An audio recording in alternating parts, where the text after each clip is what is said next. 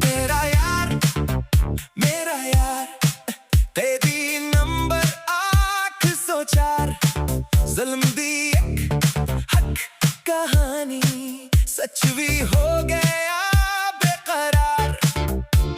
बदे नाल जो कहता ओह दानो छो गया है, पर एक भी लफ्ज़ सच दा हन तक ना रो गया है।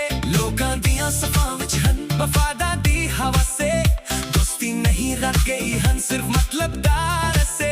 जो कल नाल खड़े सन ओ हन रुख बदल गए ने, हक दे नारे मार के भी अंदरों हल गए ने।